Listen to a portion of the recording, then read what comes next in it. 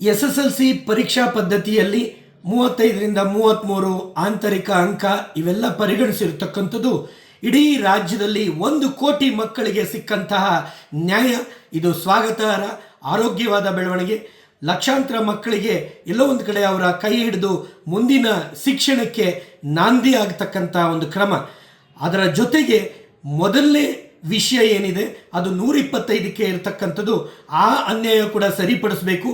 ಯಾಕೆಂದರೆ ಕನ್ನಡ ಒಂದೇ ಪ್ರಥಮ ಇಲ್ಲ, ಇಂಗ್ಲೀಷ್ ಪ್ರಥಮ ಆಯ್ಕೆಯಾಗಿ ಮಾಡಿಕೊಂಡಿರ್ತಕ್ಕಂಥ ಮಕ್ಕಳಿಗಾಗಲಿ, ಉರ್ದು ಇರ್ಬೋದು, ಮರಾಠಿ ಇರ್ಬೋದು, ತಮಿಳ್ ಮೀಡಿಯಂ ಇರ್ಬೋದು, ಇಂಥ ಮಕ್ಕಳಿಗೂ ಯಾಕೆ ಇಡೀ ದೇಶದಲ್ಲಿ ಇಲ್ಲದೆ ಇರತಕ್ಕಂಥದ್ದು ಕೇವಲ ನಮ್ಮ ರಾಜ್ಯದಲ್ಲಿ ನಮ್ಮ ರಾಜ್ಯ ಪಠ್ಯಕ್ರಮ ಓದ್ತಾ ಇರತಕ್ಕಂಥ ಮಕ್ಕಳಿಗೆ ಪ್ರಥಮ ಭಾಷೆಯ ಹೆಸರಲ್ಲಿ 125 ಅನ್ನತಕ್ಕಂಥ ಪ್ರಶ್ನೆ ಉದ್ಭವ ಆಗುತ್ತೆ.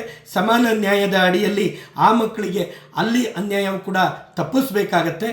ಆದರೆ ಬಹುತೇಕ SSLC ಪರೀಕ್ಷಾ ಪದ್ಧತಿ ರಿಫಾರ್ಮ್ ಸ್ವಾಗತಾರ್ಹ ಮತ್ತು ಮಕ್ಕಳ ನ್ಯಾಯವನ್ನು ಎತ್ತಿ ಹಿಡಿಯುವಂಥ ಕೆಲಸ ಈ ಸರ್ಕಾರ ಮಾಡಿದೆ. ಹಾಗಾಗಿ ಅಭಿನಂದನೆಗಳು ಕೂಡ ಸಲ್ಲಿಸ್ತೇವೆ.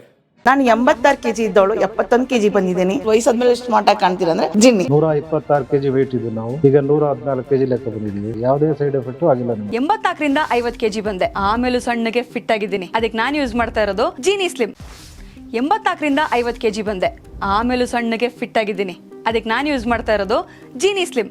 ಸಣ್ಣ ಆಗೋಕ್ಕೆ ಜೀನಿ ಸ್ಲಿಮ್ ಯೂಸ್ ಮಾಡಿದೆ, ಹೆಲ್ದಿನೂ ಅದೇ. ನೀವು ಸಣ್ಣ ಆಗಬೇಕಾ, ಹೆಲ್ದಿ ಆಗಬೇಕಾ? ಹಾಗಿದ್ರೆ ಜೀನಿ ಸ್ಲಿಮ್ ಯೂಸ್ ಮಾಡಿ.